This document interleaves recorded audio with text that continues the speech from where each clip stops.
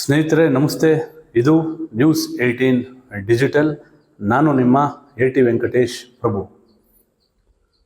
ರಾಜ್ಯದಲ್ಲಿ ಹೈನೋದ್ಯಮಕ್ಕೆ ಬಹಳ ದೊಡ್ಡ ಮಟ್ಟದ ಒಂದು ಸಹಕಾರ ಸರ್ಕಾರದಿಂದಲೂ ಕೂಡ ಸಿಗ್ತಾ ಇದೆ. ಜೊತೆಗೆ ಬಮೂಲ್ ಆಗಿರ್ಬೋದು, KMF ಆಗಿರ್ಬೋದು, ಈ ನಿಟ್ಟಿನಲ್ಲಿ ರೈತರಿಗೆ ಬಹಳಷ್ಟು ಅನುಕೂಲ ಮಾಡಲಿಕ್ಕೆ ಎಲ್ಲ ರೀತಿಯ ಸಹಕಾರಗಳನ್ನು ಎಲ್ಲರೂ ಕೂಡ ಬಹಳ ಮುಕ್ತವಾಗಿ ಕೊಡ್ತಾ ಇದ್ದಾರೆ. ಯಾಕಂದರೆ ಹೈನುಗಾರಿಕೆಯನ್ನು ರಾಜ್ಯದಲ್ಲಿ ಹೆಚ್ಚಿನ ಪ್ರಮಾಣದಲ್ಲಿ ಪ್ರೋತ್ಸಾಹವನ್ನು ಮಾಡಿದ್ದೇ ಆದರೆ ಅದು ರೈತರ ಅಭಿವೃದ್ಧಿಗೆ ನೇರವಾಗಿ ಕಾರಣ ಆಗ್ತದೆ ಎನ್ನುವಂತಹ ವಿಚಾರವನ್ನು ಗಮನದಲ್ಲಿ ಇಟ್ಕೊಂಡಂತಹ ಆಡಳಿತ ನಡೆಸ್ತಕ್ಕಂಥ ಎಲ್ಲ ಸರ್ಕಾರಗಳು ಕೂಡ ಈ ನಿಟ್ಟಿನಲ್ಲಿ ಕೆಲಸವನ್ನು ಮಾಡಿಕೊಂಡು ಬರ್ತಾ ಇದೆ.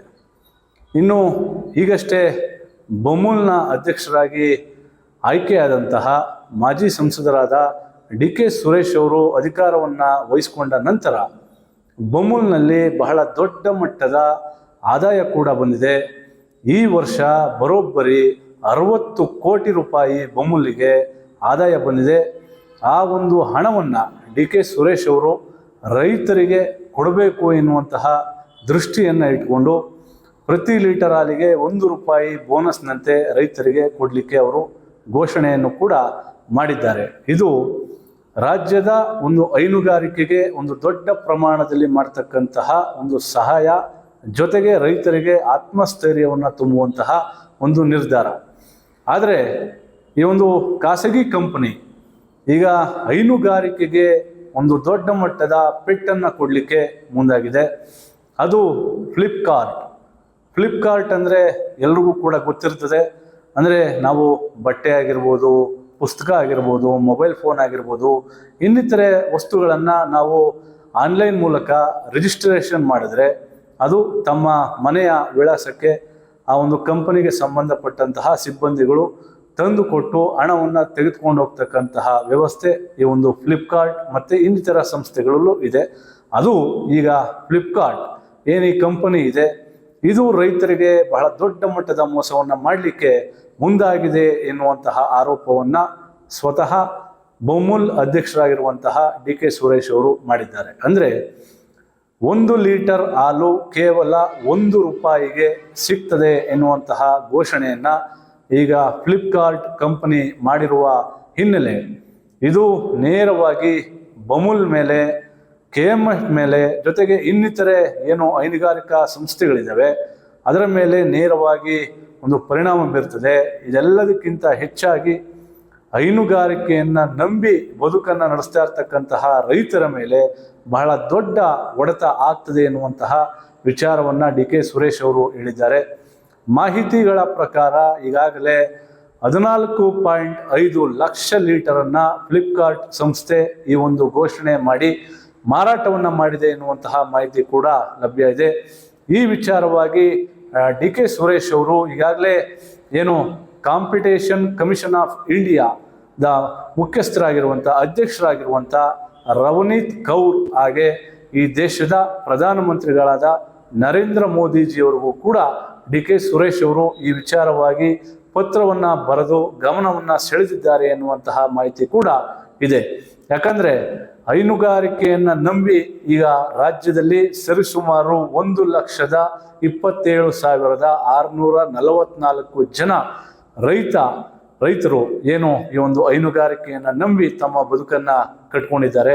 ಆದರೆ ಒಂದು ಖಾಸಗಿ ಸಂಸ್ಥೆ 1 ರೂಪಾಯಿಗೆ 1 ಲೀಟರ್ ಹಾಲನ್ನು ನಾವು ಪೂರೈಸ್ತೇವೆ ಎನ್ನುವಂತಹ ಘೋಷಣೆಯನ್ನು ಮಾಡಿ ಈಗಾಗಲೇ 14.5 ಲಕ್ಷ ಲೀಟರನ್ನು ನಾವು ಮಾರಾಟವನ್ನು ಮಾಡಿದ್ದೇವೆ ಎನ್ನುವಂತಹ ಒಂದು ಸಂದೇಶವನ್ನು ಕೊಟ್ಟಂತಹ ಸಂದರ್ಭದಲ್ಲಿ ಭವಿಷ್ಯದ ದಿನಗಳಲ್ಲಿ ಇದು ನೇರವಾಗಿ ಹಾಲು ಉತ್ಪಾದಕರ ಮೇಲೆ ಒಂದು ನೇರವಾದಂತಹ ಕೆಟ್ಟ ಪರಿಣಾಮ ಬೀರುತ್ತದೆ. ಹಾಗಾಗಿ ಈ ವಿಚಾರವಾಗಿ ಖಾಸಗಿ ಸಂಸ್ಥೆ ಏನು ಈ ಒಂದು ಆದೇಶವನ್ನು ಮಾಡಿದೆ, ಈ ಆದೇಶದ ವಿಚಾರವಾಗಿ ರಾಜ್ಯ ಸರ್ಕಾರ ಆಗಿರ್ಬೋದು, ಕೇಂದ್ರ ಸರ್ಕಾರ ಆಗಿರ್ಬೋದು ಕಟ್ಟುನಿಟ್ಟಿನ ಕ್ರಮವನ್ನು ವಹಿಸಬೇಕಾಗಿದೆ. ಹಾಗಾಗಿ ಈಗ ಬಮೂಲ್ನ ಅಧ್ಯಕ್ಷರಾಗಿರುವಂತಹ DK ಸುರೇಶ್ ಅವರು ಕೂಡ ಪತ್ರವನ್ನು ಬರೆದು ಗಮನವನ್ನು ಸೆಳೆದಿದ್ದಾರೆ.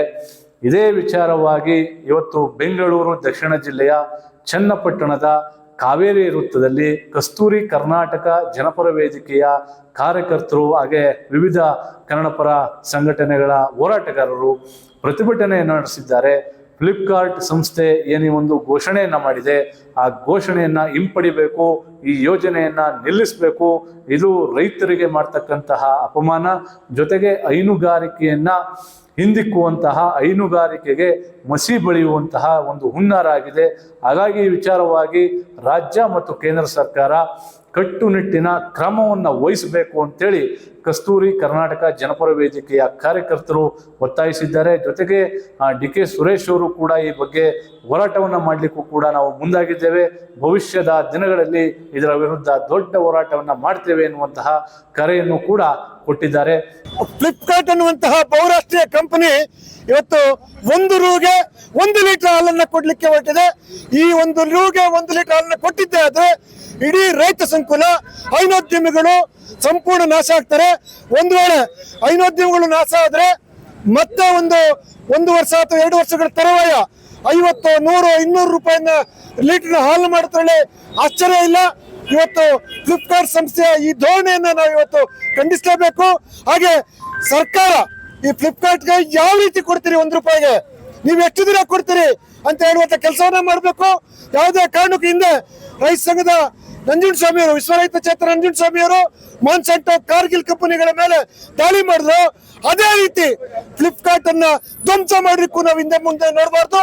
ಆ ಕಾರಣಕ್ಕೆ ಇವತ್ತು ಇಡೀ ರೈತೋದ್ಯಮಗಳನ್ನ ಹಾಳು ಮಾಡಲು ಕೊಟ್ಟಂತ ಫ್ಲಿಪ್ಕಾರ್ಟ್ ಅನ್ನ ಸಂಪೂರ್ಣ ನಿಷೇಧ ಮಾಡಬೇಕು ಅಂತ ಹೇಳಿ ಕೇಂದ್ರದನ್ನ, ರಾಜ್ಯವನ್ನ ಆಗ್ರಹ ಮಾಡ್ತಾ ಇದ್ದೇವೆ. ಒಟ್ಟಾರೆ ಈ ಒಂದು ಘೋಷಣೆಯಿಂದಾಗಿ, ಒಂದು ಖಾಸಗಿ ಕಂಪನಿಯ ಘೋಷಣೆಯಿಂದಾಗಿ ರಾಜ್ಯ ಮತ್ತೆ ದೇಶದ ಹಾಲು ಉತ್ಪಾದಕರಿಗೆ ಮುಂದಿನ ದಿನಗಳಲ್ಲಿ ಒಂದು ದೊಡ್ಡ ಮಟ್ಟದ ಕೆಟ್ಟ ಪರಿಣಾಮ ಇದು ಉಂಟಾಗ್ತದೆ. ಹಾಗಾಗಿ ಸಂಬಂಧಪಟ್ಟಂತಹ ಸರ್ಕಾರ ಈ ನಿಟ್ಟಿನಲ್ಲಿ ಕಟ್ಟುನಿಟ್ಟಿನ ಕ್ರಮವನ್ನು ವಹಿಸಬೇಕು ಎನ್ನುವಂತಹ ಕೂಗು ಈಗ ಎಲ್ಲೆಡೆ ಕೇಳಿಬರ್ತಾ ಇದೆ. ನಿರ್ಭೀತ, ನಿಷ್ಪಕ್ಷಪಾತ, ವಿಶ್ವಾಸಾರ್ಹ ಸುದ್ದಿಗಳಿಗೆ ಮತ್ತೊಂದು ಹೆಸರಾಗಿರೋ News18 ಕನ್ನಡ ಈಗ ಆಪ್ನಲ್ಲೂ ಲಭ್ಯ ಇದೆ. ದಯವಿಟ್ಟು ಇಲ್ಲಿರೋ QR ಕೋಡ್ ಅನ್ನ ಸ್ಕ್ಯಾನ್ ಮಾಡಿಕೊಂಡು ಆಪ್ ಡೌನ್ಲೋಡ್ ಮಾಡೋದಕ್ಕೆ ಮರಿಬೇಡಿ. ನಿಮ್ಮ ಬೆಂಬಲ ಹೀಗೆ ಸದಾ ನಮ್ಮೊಂದಿಗಿರಲಿ. ಧನ್ಯವಾದ.